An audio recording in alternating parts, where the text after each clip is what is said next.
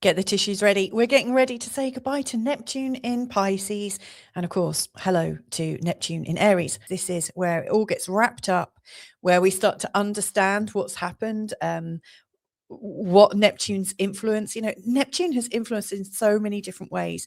Neptune is super creative, super spiritual, really full of ideals and ideologies.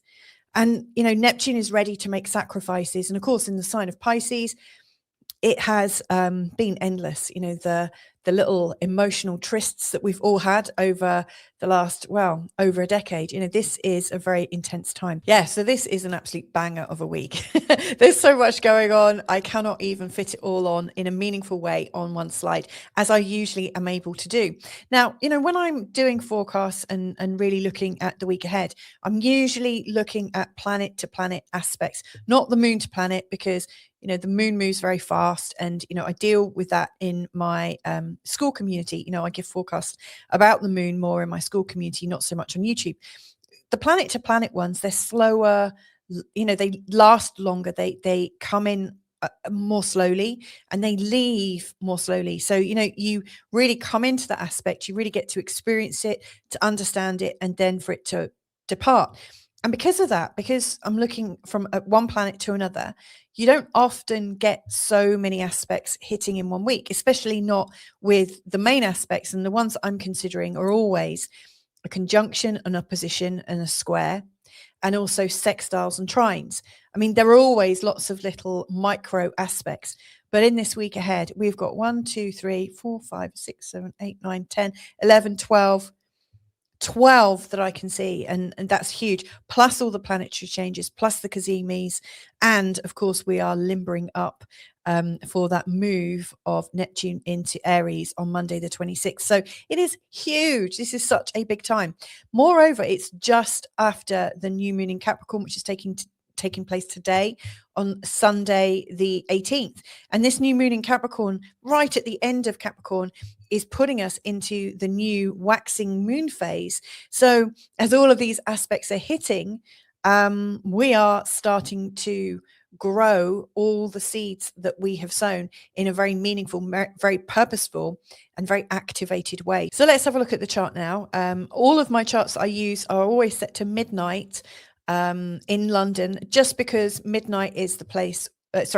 Midnight and London, that's the midpoint, throughout the whole world. And so I use midnight as my moment to focus these charts. But obviously, if you're in a different part of the world, it's going to look a bit different. So as we look at these charts, what I want you to recognize is just how everything is on one side. I do have Lilith there. She's not a planet, so she's there for a bit of fun, but all the planets that I'm normally talking about, they're all on one side of our chart.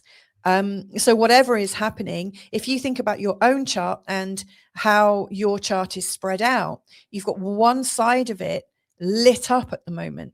And if you've got a lot of things from Aquarius to Cancer, this is going to be lighting up a very, very big part of your chart. So that's worth considering first off.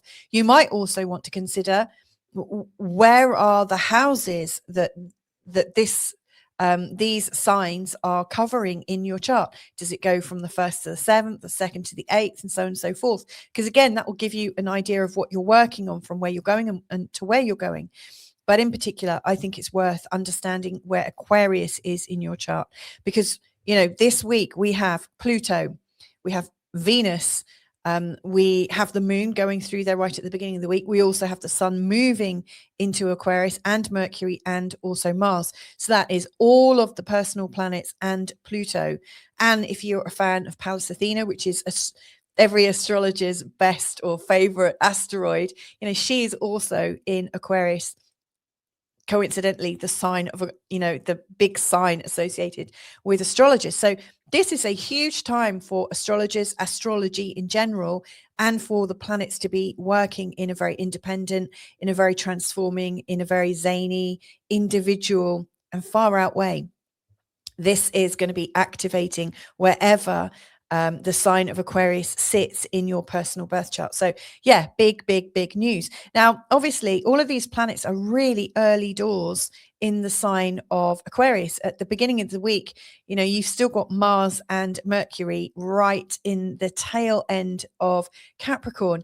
And if you think about Pluto, which looks like it's over here, but he's actually here at 3 degrees, Pluto is in a lovely ongoing trine with Uranus, and also a lovely ongoing sextile to not only Saturn, but also to Neptune. So all of these personal planets coming in are also aligning to Uranus, aligning to Saturn, and also aligning to Neptune. Now, it just so happens that Aquarius is ruled traditionally by the sign, the planet Saturn, and you know, from a modern day perspective, is also ruled by Uranus. So the two rulers of Aquarius are interacting with every one of our personal planets right now. So this is a hyper Aquarian week, you could say. So I'll let that sink in. I mean, this is a huge time. Now, when we add in the fact that we've got 2 cazimis where the sun is going to really kind of blow up the energy of Mercury, it's going to really halo the energy of Mercury on Wednesday, the 21st. And then on Friday, really bring to light the Pluto strength, the Pluto power, the Pluto intensity, and absolute deep desire for transformation. These 2 days, Wednesday and Friday the 23rd, are going to be pretty intense, and I would say very transformational. Then when we add in how the aspects are exactly hitting throughout the week, you'll see which are the biggest days. And that's really where I want to leave you, because on Tuesday the 20th we've got 7 planetary shifts, and on Friday the 23rd we've got 3. Obviously during that time the moon is going to be changing signs from Aquarius into Pisces, from Pisces into Aries, and then finally into Taurus. So let's just quickly whiz through and have a quick look so you get a feel for which day you might want to pay a bit more attention to, and which one might be making more of an impact when you compare it to your own chart. So on Monday, there's 3 things going on: a sextile to from Mercury to Saturn, and also Mercury is trining Uranus. So Mercury is really getting in with the Aquarian energy. We've also got the sun making a sextile to Neptune. That's interesting because, you know, Neptune is in this week ahead on its passage out of Pisces and into Aries. So it's brilliant actually that the sun is also making its last connection with Neptune before the big move. To me, this is where we can appreciate where the identity of Neptune in Pisces has really lived within us. Is this a time for us to say goodbye to that side of us that was brought out through Neptune in Pisces? I think so. Tuesday's a huge day. So it starts with the sun going into Aquarius, and then we've got a whole heap of very exact aspects, one after the other in this order. Venus making a conjunction with Pluto is strong. That's interesting because, you know, the sun, when the sun moves into a new sign, its chart, its ingress chart, like the chart of when the sun, the moment it moves into a sign, it describes how that sun's going to behave for the whole week, the whole month ahead, the whole solar month ahead. And so this chart has got Venus already in a conjunction with Pluto. It also has Saturn in a sextile with Uranus. Again, these are the 2 rulers of Aquarius. So the Aquarian themes are going to just kind of burst forth with so much force. Mars is also in an exact trine with Uranus. Mars is also in an exact sextile with Saturn. So again, Mars is also highlighting the Aquarian energy through Saturn and Uranus. And then we've got Mercury's last sextile with Neptune in the sign of Pisces. Now, again, Mercury, you know, this is about our thinking and our communication, and also some of the devices and technology that we might have used during the times of Neptune in Pisces. And of course, I really think, you know, one of the greatest things that Neptune in Pisces has given us is social media. Sure, it started a little bit before, but it really came on and embedded during the Neptune in Pisces times. And also during that time came the monikers, misinformation, fake news, truthers, white hats, black hats, all sorts of conspiracy theories, all sorts of different ideas. You know, there was a time when people felt fairly sure and fairly aligned with what they thought was going on in the world. And, you know, Neptune in Pisces, Neptune, which has no boundaries, and Pisces, which is really unboundaried. It's like all of a sudden our ability to think about the world came out of the real context of our actual life and went into the field of fantasy and imagination, and went completely out of the realms of what we might know to be true. Like, how many people can hand on heart say that they actually know what's going on anywhere in the world? All we can ever be completely sure of is what's right in front of us in any moment. And even if we have a friend of a friend who is directly involved in something, again, it's not our news. It's something that somebody else is experiencing, and we might get to know a bit about it. But the degrees of separation from the things we know now to where they are actually happening, I think we've got used to being very remote and having views and conversations. And, you know, it's almost like we have stepped into a fantasy world. And of course, you know, there are all those different gadgets and gizmos. One of my kids has got one, VR headset, that's it. So like VR world, you know, these virtual realities. Of course, Neptune absolutely helps us to bring those in. So yeah, the last sextile to Neptune from Mercury is giving us a real moment to appreciate just how out of hand Neptune in Pisces might have taken things. And then we've got Mercury coming into Aquarius. So Tuesday's massive. Then, you know, and just from Monday and Tuesday, the moon hasn't even changed sign. So during that time, the moon has been exclusively in the sign of Aquarius. And then as we go into the 21st, the moon is shifting into the sign of Pisces. And we've got the exact conjunction between the sun and Mercury. So we've got the cazimi. It's a brain wave day for sure. The 22nd is kind of short and sweet as well. We've got Mercury in a conjunction with Pluto. So whatever brainwaves come up on Wednesday, on Thursday, the 22nd, things are getting more intense. Again, let's remember this is all taking place in the sign of Aquarius. Then on Friday, the 3rd, we've got the moon moving into the sign of Aries. And we've got Mars going into Aquarius. Now, before he does that, he makes his last sextile to Neptune in Pisces. To me, this is really giving us that shift in our body. So we may have had these out of body experiences where we have these, you know, like Mars shows us what's going on in our body. It shows us how we're embodying things. And of course, we've embodied fantasy into our world. We've had full-on body reactions to the things we hear about, the things that we believe, the things that we know. We've had so many different things that are fake and fantastical in our bodies. Remember, Neptune also rules poisons. And you know, and I'm only saying this because, you know, I have a lot in Pisces in my own chart, and I've got an appreciation of Pisces, and, you know, how the Piscean energy can be quite open, but also a little bit allergic to poisons and drugs and things that can alter our perception. And so Mars and the sextile to Neptune, we might actually come to understand that our bodies have been overstimulated. Our bodies have been touched by all these fake things.